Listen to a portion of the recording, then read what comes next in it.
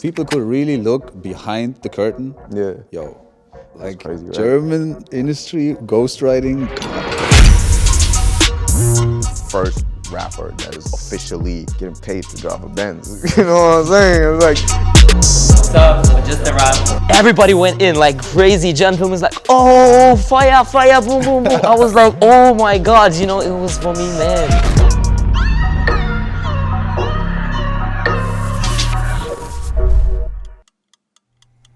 What's up, everybody? You tuned in to Baked on Stoked. We in the Friends of Friends space in Berlin.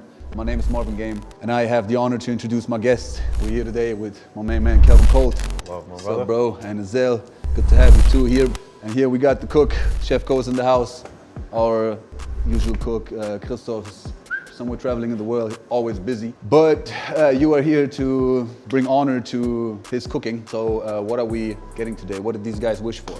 Yeah, Azel wished for Schnitzel. Schnitzel. Schnitzel. The Yeah. usual Turkish schnitzel. The usual Turkish schnitzel, like my grandma made every time, you know. traditional. Okay. Yeah, and there's various types of Schnitzel. The most common known is Viennese Schnitzel, but Schnitzel is actually from Italy.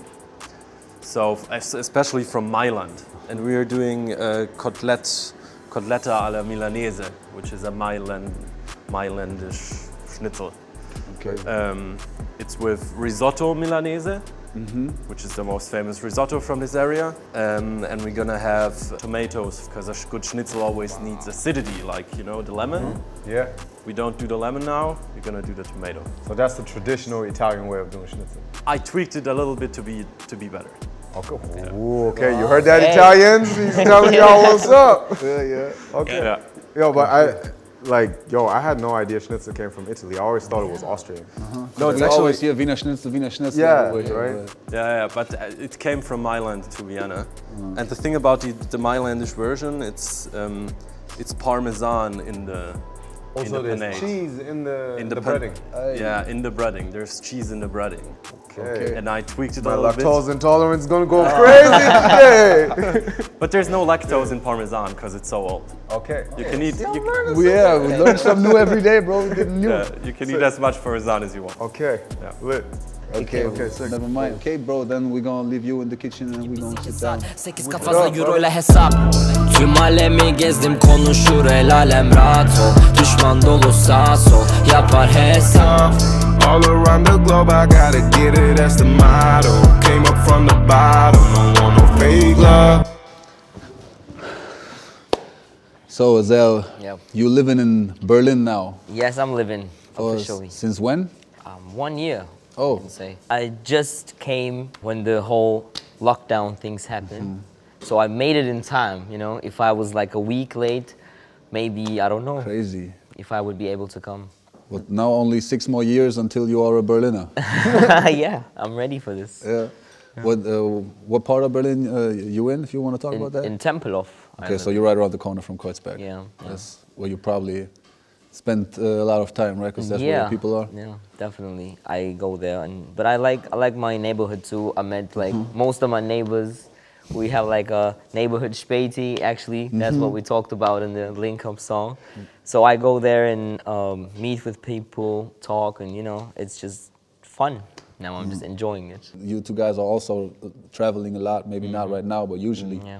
Where do you even live right now? Do you even have a place where you would say that's where Kelvin is living? Yeah, I mean, right now I'm with my family. So when everything started, when the whole lockdown and stuff started, I was in LA. I was supposed to be there for a few months till the festival season in Europe starts.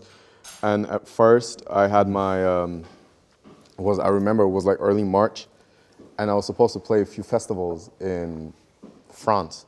I had like 3 festivals lined up. So I was supposed to fly to France, play the festivals, go back to LA. And then these festivals got canceled, and I hope, you know, my French community doesn't hate me for it, but I was happy at first So because you I was could like, okay, so I have less stress, I can stay in LA. And then, yeah, but then, I mean, they did the press announcement and it was a mess, and like people started flying out of the country and stuff. And I said to myself, okay, I'm just gonna stay in LA, I'm gonna, you know, take some friends, we rent a house somewhere out, maybe in the desert or whatever, and make music. But then I remember somebody sent me a picture of a gun shop, and like the queue went around the whole block. And then I said, am I sure I want to be in this country if something like goes wrong because there's no proper health care? That's crazy and then, right there. And you know, and then you had the Black Lives Matter protests and like military presence or paramilitary, however you want to call it, but these special units and stuff. And I was like, okay, I have to leave this place. So I came back to Germany, staying with my family. Then I was still traveling a little bit in Europe. I went to London for a few days. I went to Oxford. I went to Paris. Just came back from Dubai. But traveling now is very, very different because before, I mean, you guys know me. I used to fly like multiple times a week, and now I'm just basically in one place. And if I travel somewhere, I'm there like for a week, and then I come back, and then I'm here again for a month or something.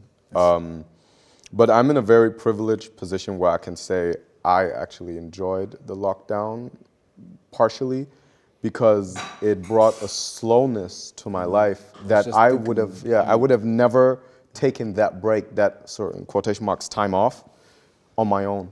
And why I say, you know, I'm in the privileged position because I own my catalog, I make my music, the income off of my music monthly, I do stuff with brands and so on, so I'm not as dependent on the live income.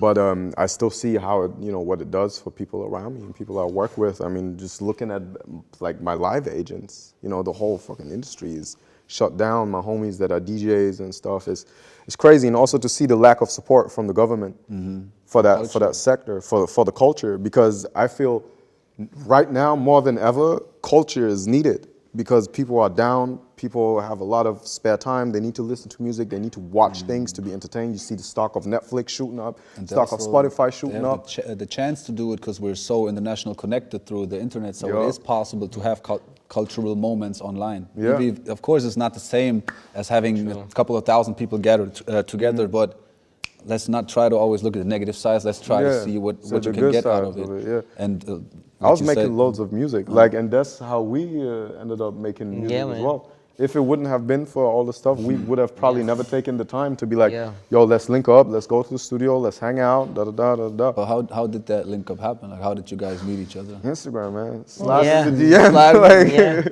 yeah, we was just talking and, started talking. I was like, yo, I think I'm going to come to Berlin. I was at my family's house in, the Frankfurt area. And then, Yeah, we met and just. and then, Did you know him before I showed you the video last time? yeah, I knew him before. In the last interview, I also told, I watched him before and stuff, like Okay. once. But yeah, you showed me. Yeah, and now we here together. I also saw a clip of you when you was, I would say 14, 15 maybe. You was Oh, rapping man, yeah, on some 16. old school beats Yeah, yeah. in English. Yeah, I started actually, like writing on English. For me, I mean, it was like a shock when I first heard Turkish rap. I mean, I was like, is this rap? I knew rap, I knew what rap is, but I couldn't link them up, somehow. Like but then I realized it, but I started writing in English. I didn't know how to do it in Turkish because most of the examples I listened to were English. But then, it was the beginning of the whole internet era. And then there was still cassettes, so only Turkish rap source that I had was like this cassettes that my friend makes these mixtapes, And so with time, then I decided to write in Turkish because I felt like actually, I mean, I can do English, okay, but actually I want to express myself to my people, and then I felt like it was more like a mission, than to make music for me. Then I started Turkish, writing in Turkish. But yeah, I always wanted to do like an English track, just to see how it works. I was like, yo, Kels, man, you do it in English and I'll just write, I say like, man, let's see, how it goes. So It turned out great. Yeah. Did you do a whole project together, or how is this? What's the come out of all these sessions? I saw the video and I heard the song, but is there more to come? yeah, we have more songs. Yeah. And we'll be continuing to work. Okay. Let's see what the Yeah. time brings. Yeah. Let's see what Yeah, time man. brings, The reception of Link Up has been phenomenal. And that's, I think, super, super important to see because I don't think it has been really done before in that way. That you know there was German and English and Turkish on one song, and it's like Well, not them, all of that together. together on one thing. You know, right? And it's also your different sides, all of your different sides coming together and then being like 3, 4, 5, 6 artists on one song. Yeah. But first, when I saw the name Link Up, I thought, okay, Link Up, yeah, of course they linked up. But I heard the song and then I dived into your Spotify accounts and I didn't saw most of it I knew before, but you guys are both known for legendary link ups. It's not like it's just, oh yeah, now we are the 2 artists that never link up with anybody and now we link up. No, it's actually just one of so many different link ups between musicians or even with brands. Maybe you can tell me something about different link ups that have been happening in the past. I would like to know how you and Murder linked up and how that shit happened, because he lives in the Netherlands, right? Yeah. Well, like when the first like YouTube was around, you know, I was like searching, okay, like what's rap history, you know, things I couldn't reach when I was in Turkey, you know. But then I was like, yeah, let me see. Like I knew there was Turks in Europe, you know. So let me see, how did they do? So I just tried to, but not just for Turkish rap. As soon as I had the YouTube and I was checking French rap, you know, German rap. I wanted to hear other languages too. Then I just wrote Dutch rap, you know, just Dutch rap and he came up. pressed enter. And then, people come. Then I saw this, like, Turk. His name was like Murder Turk back then. And he had English songs, crazy, like boom bap. He had crazy rhymes and shit. Oh, you showed me this stuff when I Yeah, was like back from like 14 years ago, you know, 13 years ago. And but then he was like, he was in the scene, in the Dutch rap scene too. He was known, you know, and his songs was dope. Then one day, like, I saw one of his songs. It's like a Turkish trap, and the first time I heard him, he's rapping in Turkish, and I was like, wow, you know. He just does it so good. And then I just texted him, you know, Instagram, just like, yo, Murda, how you doing? The track you did is just crazy. It's amazing. So I told him, I just told him that I know all his songs back then. He was like, he didn't believe it. Like, really? I was like, man, I grew up with your music and stuff. Then he said like he lived in Ankara for a while even. He came to Ankara for 4 years and stayed there. So I said, wow, man, we had also these things in common. And so it happened. It was 1 song, 2 song, 3 song. Then we were like, man, these songs are like sounding dope. Let's just make an album. And then the singles we dropped, they blew up. So, and yeah, that's how it all happened. history. Yeah, that's just history. Yeah. Also, I've seen you a lot with Gentleman. Yeah. How did that happen? Yeah. We met. You know, we wanted to meet. He's making an album, auf Deutsch, and like, so it's like his first time, you know, doing this. And yeah, he said like, yeah, I have this song. Would you like to, you know, do something? I was like, man, yeah. I mean, it's like my childhood dream, you know. Like you showed me the way actually for all this reggae scene. And then, man, it's just, the moment for me is just, I can never forget this moment, man. So I'm in the booth, the beat came, because I didn't show them what I wrote. I just showed them while I was recording.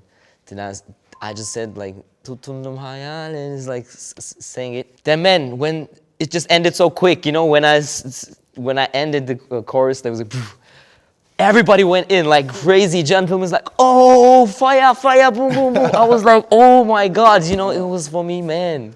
Wow, you delivered. It just came. Then it was a crazy moment for me. He was actually talking about the same moment like 4 hours before on the same couch. That's crazy. Crazy about how you delivered and how everybody had goosebumps in the studio. Yeah. What about you, Kelvin? Lately, I saw you linking up with Dutch Valley. How did that came along? Can you tell me something about that or how that happened? Yeah, I mean, generally speaking, it was Charlie Sloth. So Charlie Sloth is, I don't know how I should describe. He's like OG, like a legend in the UK music industry, right? Like most, you guys know Fire in the Booth and stuff, right? Where people come and they rap over beats and stuff. And That's then, him. yeah, Okay. yeah, he does that. He used to have it on BBC One Extra. Now he does it on Apple Music. He's the host there. and I don't know how much I'm allowed to say about this, but he's working on something, and I don't know, man. One day he just hits me up and he's like, "Yo, I want you on a record with." I can't say the name right now, but it's a huge American, like a super big American artist. It's like, "Yo, I need you on a song with him." I was like, "What the fuck?" Okay, cool. You know, I thought at first maybe he was texting the wrong person or whatever, because the only time him and me had spoken was via Instagram, where he was giving me props for something, and then, you know, we started following each other and so on. And then, yeah, he started sending me beats, and he got signed to Rock Nation, right? Jay-Z's management company. And one of the guys that works with him is a friend of mine as well.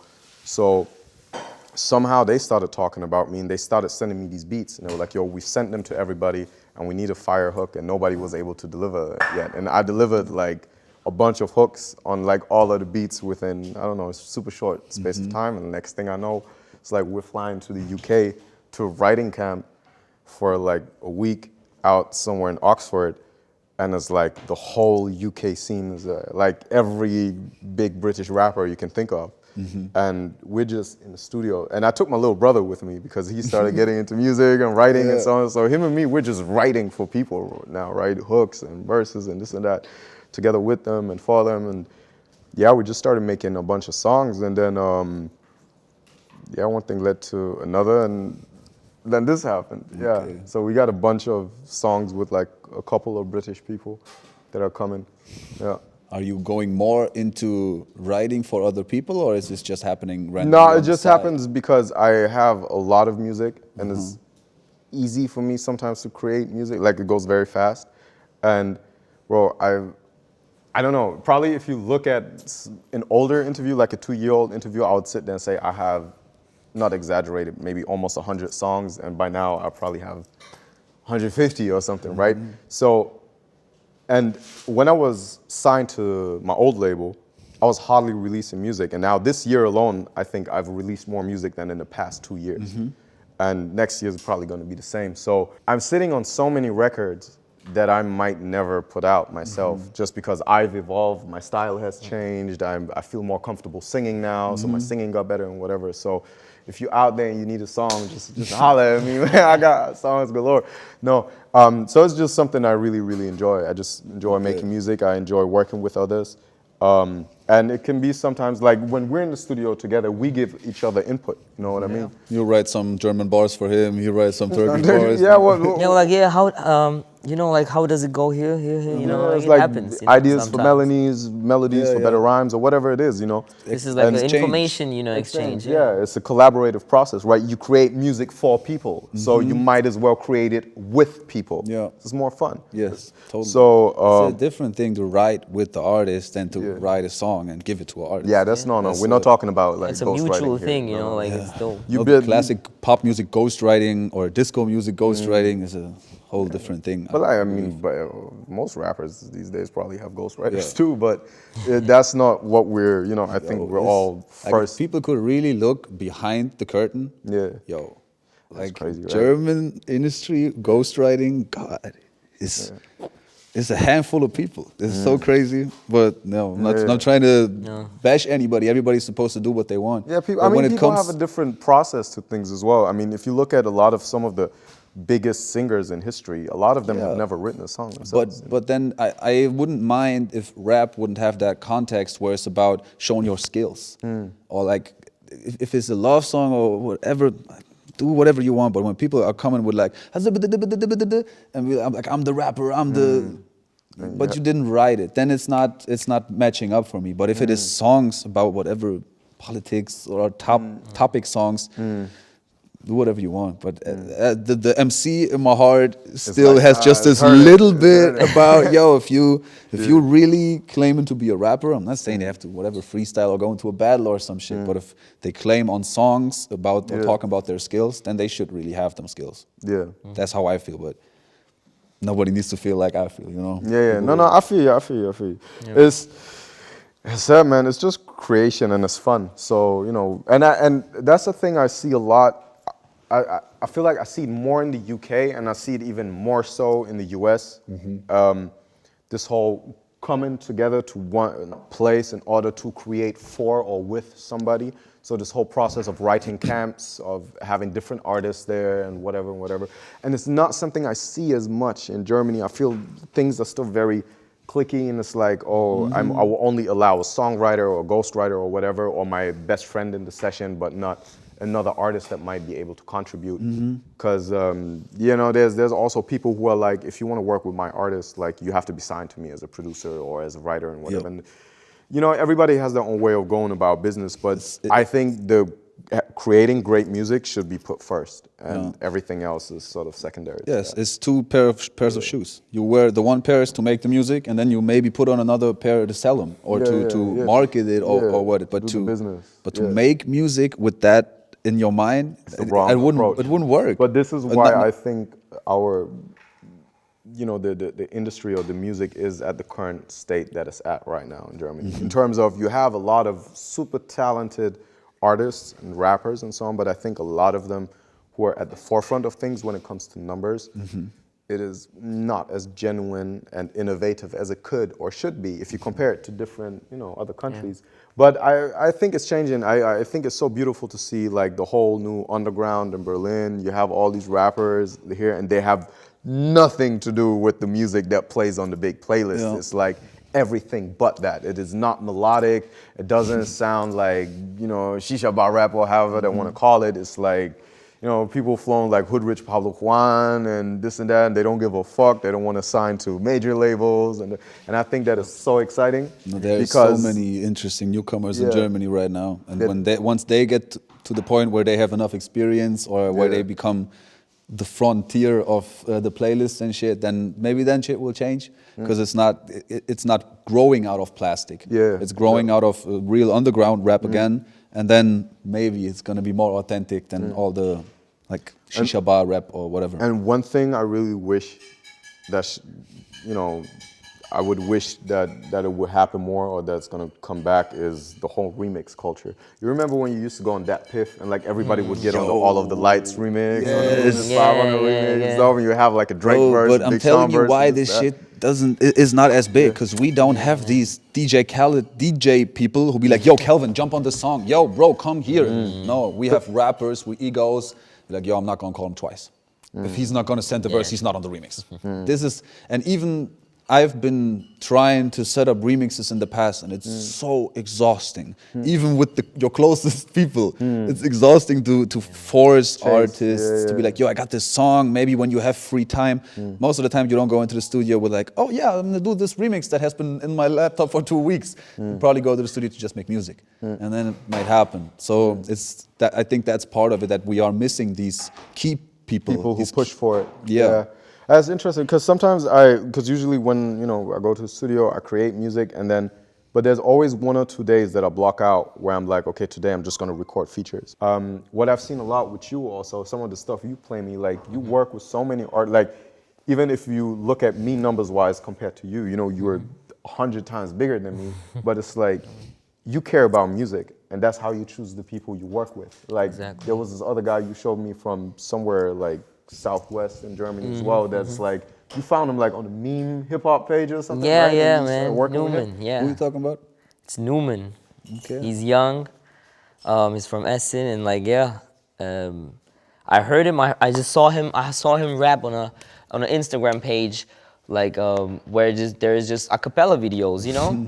So I checked him, and I was like, man, this dude is different, you know. Like his voice is dope, you know. Like and tak tak tak tak tak, he was rapping, and the way he was, you know, moving was good. And I was like, okay, let me check. Then he had no recorded songs. I was like, I just texted him, man, yo, man, you know His what? heart probably stopped. Yeah. He was like, what? Yo, young blood, you should have a song, man. You should release a song. You should do tracks, you know.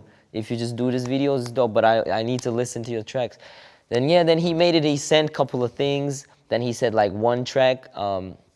Then I was like, yeah, that's it. I'm jumping on this, and yeah, we made a song together. It's gonna. Nice. That's I sick. love those easy link ups. One last link up I want to talk about is not with another artist, but is you linking up with Mercedes-Benz. That's probably one of the biggest link ups I've ever heard in, at least in German rap history, of an artist and a brand coming together. Yeah. How does that happen? Like, how does a rapper? Yeah. First of all, a thing I think that I need to say, people always think I'm fucking part of the Illuminati or something because I have. No, it's like people need to get straight with what I do or what we do. Is my manager, is me, and there's like a handful of friends that we work with. That was it. I'm not signed to a major label. I'm not signed to any brand agency or like a huge management company or whatever. It's like an independent team, and we do everything on our own. So when you see me work with big artists or big brands or whatever, it is because these brands or artists or whoever actually fuck with what I do or what we do and what we represent and stuff. And with Mercedes, a friend of mine from the UK, artist, digital artist, so not musician, but somebody who creates actual art, he's a slash programmer. He was working with Mercedes. Webb is his name, shout out Thomas. He was working with Mercedes. And long story cut short, they were launching their electronic car in Austria at the Ars Electronica, and they booked me to perform there.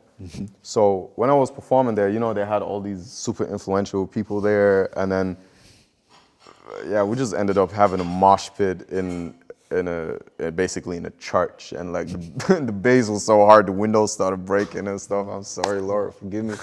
But yeah, so it was super lit. But then we also had a dinner and we were talking about technology and all that stuff, and I'm really into, you know, that sort of stuff as well.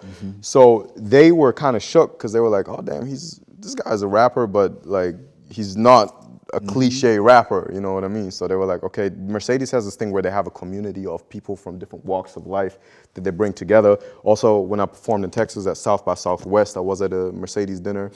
And then, yeah, we just started talking. And then over a year-long period almost, my manager, Lena, and them, they were just kept on going back and forth about how could we work together, da-da-da.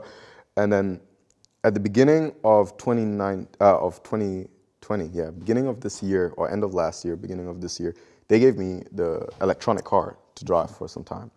And then, you know, I was cruising around, I was enjoying it. And then, you know, you have some people who don't necessarily want to see you in a nice car, especially as a young black man and stuff.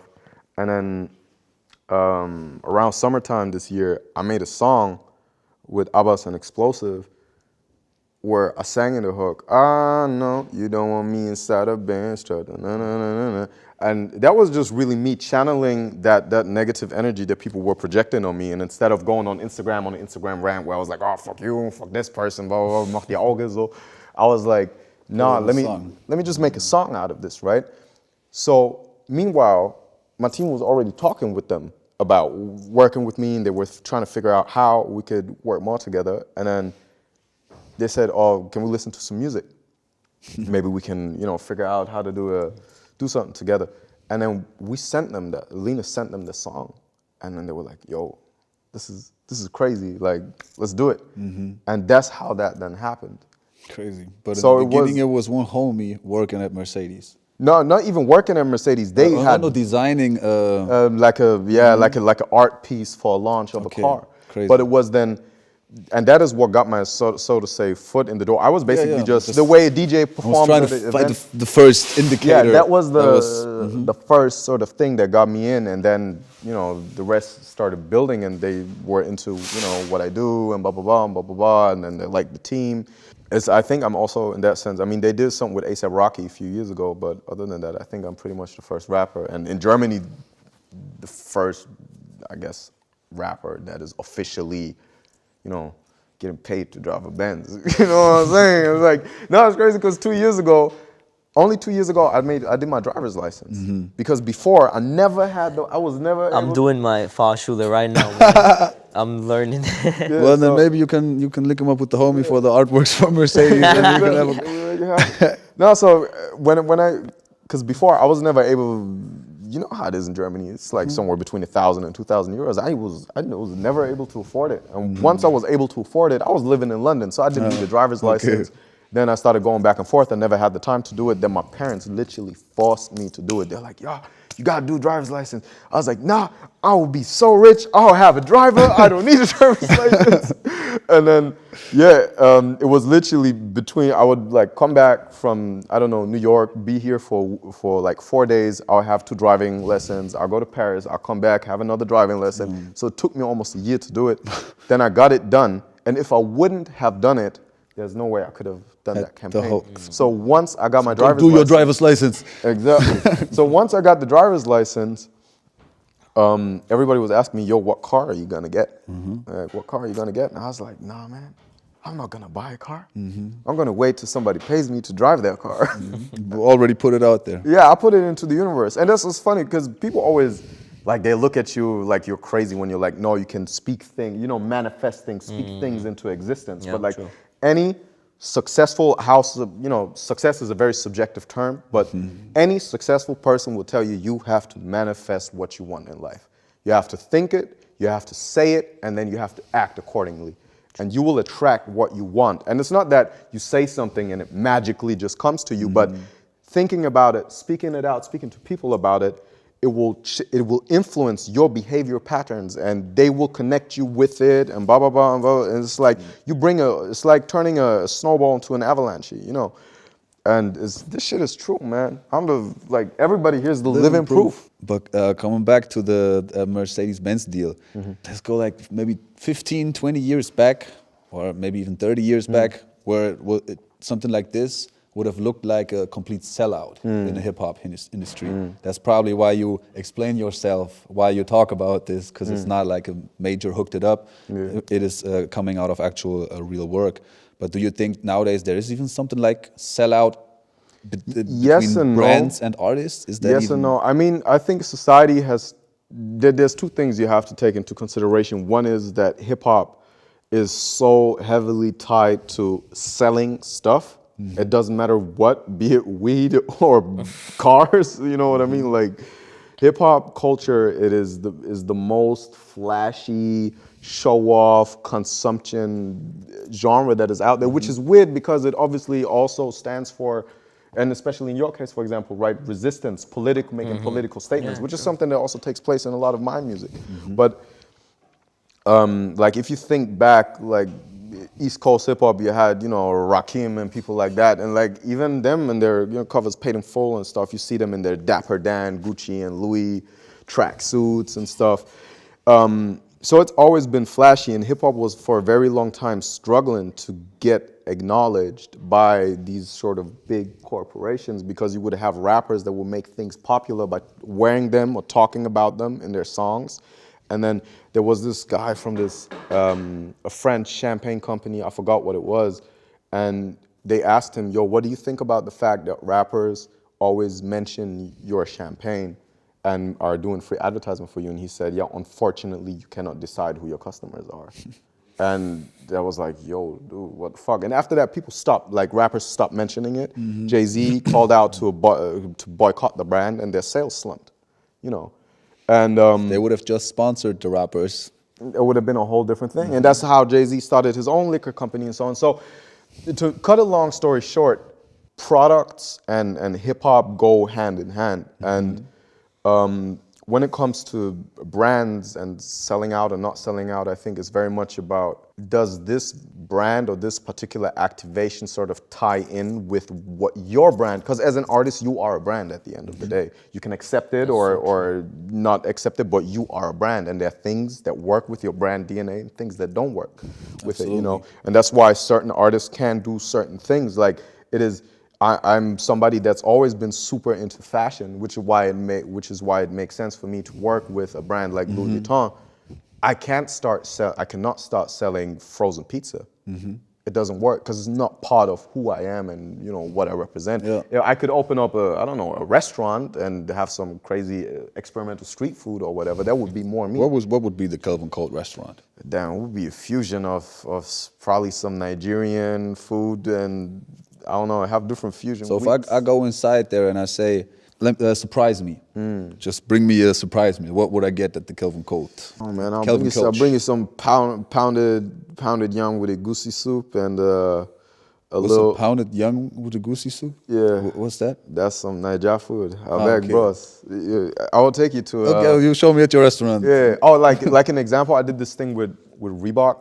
That right? food And that we had was West there? African food there. We had Nigerian food there, and the food was crazy, I right? only came for the food. I'm sorry, bro.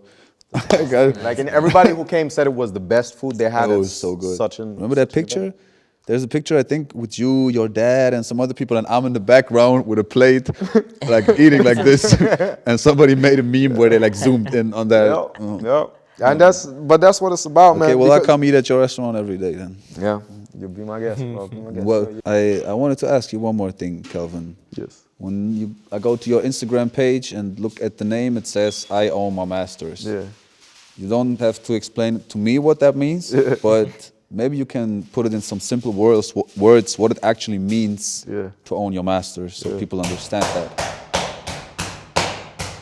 That's what it means. That's what owning your masters means. Owning your masters is very, I think, important as an artist. Every time somebody streams or buys the music, whoever owns the master gets a cut of the revenue that's been generated. Usually when you sign to a major record label, or to any label really, they want to own your masters, or they want to own a percentage of your masters. Basically, if you're an artist, you should always try to retain the rights of the master, and you license a percentage cut of the income the master generates over a certain period of time. You license that out. So I wouldn't go for anything longer than 5 years in the ideal scenario, even less, maybe only as long as the duration of the contract. I learned it late, but when I learned it, I bought it back. I was like, take the money, take more than I signed for. And just for people to understand, you get, to make it simple, you get a 10K advance, but you will only get 10% of your music. So now your album has to make 100K to get that 10K back until you will get paid one more cent. And not only that, they obviously calculate expenses against of that, course, and then of technique course, up to. There's so much more to it. Yeah, but that's just that part, to think about, we're making the money back with the album, but I am only recouping with this little percentage. That's it, bro. If I would have had the knowledge that I have now, I wouldn't have signed to a major. And if I was to sign again with a major label, it would be a partnership. Terms. I wouldn't sign as an artist that's giving away his masters. No, it's going to be a partnership. And if you want to have that conversation about a partnership and come to the table with me, homeboy or homegirl, what do you have to offer that I can't do for myself? No. What muscles can you flex for me that I can't? I have money, I have contacts, I have this, I have that. I've done a lot of stuff. Doesn't matter who they're assigned to. And from that position, at the end, they don't even want to sign you because there's no. Yeah, we're having offers. There is, and of course, there's partnerships and there's ways, but the type of deal, we're like, big advance, small percentage, they will. It's not interesting. Yep. It's not interesting. Yeah. And but it makes sense at some point for so many people, and so many people just release 2 albums and then are out of their deal and then do it independently. Yeah. I'm not sure if this is completely true, but I once heard about David Guetta. You ever heard about his first 2 albums went down? I'm not sure if it's true, but even if not, it would be such a cool story, and it was such a key moment for me to understand. I heard he was already a successful DJ, spinning for like 20K a weekend in clubs, but then he's signed to a label, and he gave up all of his percentages, or almost all of them, kept 5%. But then the label gave some percentage or a good amount of money to the features, like Kid Cudi or Rihanna or whoever was on these albums. So the label owns so much of this album, so now they want to make this album the biggest album ever because they own everything of it. So half a year later, David Guetta is the most famous DJ in the world and now spins for $250,000 a weekend. And that's way more he would have made of the music. Yes, and he's out of his deal after 2 or 3 albums, and now he's fucking David Guetta. So who's gonna sign me? Yeah, that's from that perspective. Like my perspective of fuck the industry changed after hearing that. I felt like, with these middle fingers in front of the major label house, you will not get any further. You're not gonna get anywhere. Yeah. It's about finding and building strategic partnerships with the right people, the right entities and stuff. And if they can come to your terms, then that's that. And if they can't, then they can't. But a point I wanted to touch on from earlier was what I said. Like, what was one of the things that helped me during this season where I had all these festivals canceled, all the tours moved and stuff. It's like, every month there's money coming in from every stream that I'm generating. And right now I'm streaming-wise bigger than I've ever been versus to where, you can't measure success only by numbers and stuff, but like my peak under being a major record label was, I don't know, let's say 700,000 monthly listeners or 600,000, and now I'm at almost 2 million. And if I compare to what I make a month now, like versus to not making any money back, it's a crazy difference. So you really have to think about what you're in it for. You know, do you want that instant cash flow and that instant bag, which was amazing for me. For most people, you know, it works. You know, like instant cash. Yeah. Like, But because we don't know different. Because we only learn you do some work and then you get money. Or the other way around, you get an advance and then you do the work. So here's 50K, give me an album. And there's no more questions to it. What about fuck master rights, licensing, distribution? And the thing is, I want to make music. And the thing is, like, for these days, you know, it's different, bro. If you're popping on Instagram or TikTok, people are not going to offer you 50K. They're going to offer you 300K. Yeah. Tell somebody that's 18 years old, you know, maybe got kicked out of his mom's house, living on his homie's couch, Here's 300K. selling 20 bags here and there to get by, to say no to fucking 300K. It's like, There's no questions. You would not ask questions. 18-year-old me probably would not have asked one question. 300,000? Do-do-do. Push the buttons. Yeah. in my case, you know, like I just first of all, I just wrote all this explicit kind of stuff that got me in trouble. But then, man, like I knew it, you know. No label would just like me in Turkey. They wouldn't. No one would like release this music out anyway, man. I'm talking about all these things, you know. And then, you know, just I saw how can I distribute my music like by myself, you know. But then I was lucky to do that because when my shit blew up, you know, I was like, yeah, it's working. But then labels started to call in Turkey. But then their offers was like very ridiculous, you know, like trying to take everything from you. And, you know, I was like, man, you know what, I don't need it. I'll just wait, you know, I'll just wait. I already don't have money, you know. I'll just wait a bit more. It'll come up, man. But yeah, patience. For my beginning, my story was like this, you know. And now you're obviously you're generating a monthly income off of the fact that you retain your rights. Yes, exactly. And this is way more than if you would have taken a bag at some point with them, right? Exactly. But one thing that is for sure, and it's the same for everyone, Finanzamt is gonna come get you. The tax they are coming for you. So, you know, put some money to the side because, bro, if you're standing there with the hand open, they're standing right behind you with a bigger hand open. True. We see. If you want to become a millionaire, you got to make 2 million. Yeah, because they're definitely taking one, homeboy. Yeah, and that's that. Okay, so then we're going to let him finish preparing and then we're going to get some dope-ass food. Yeah, awesome.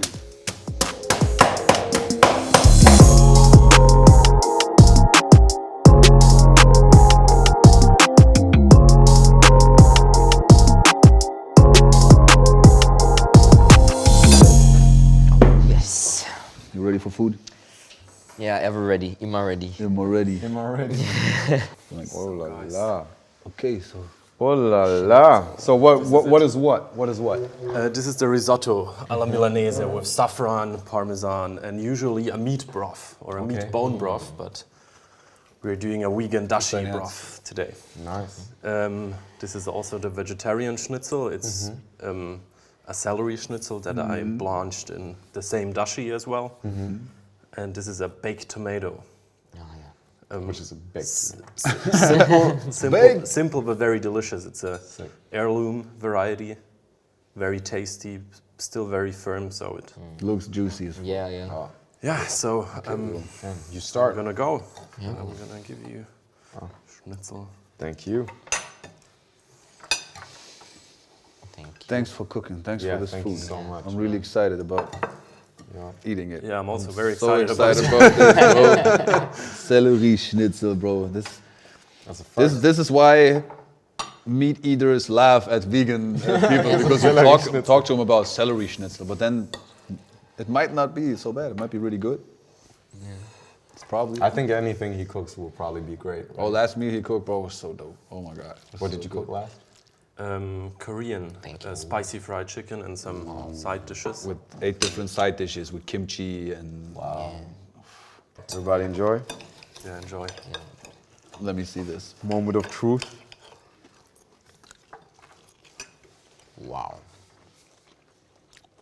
Yo, you gotta try this vegan schnitzel. Yo. Man, it's crazy.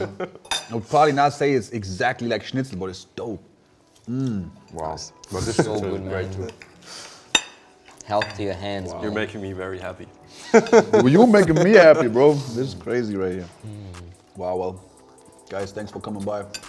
Thank you for Such a dope talk right there. Thank you. Good luck thank you for cooking. with everything you guys put It's out. amazing. Pleasure. Keep the journey running.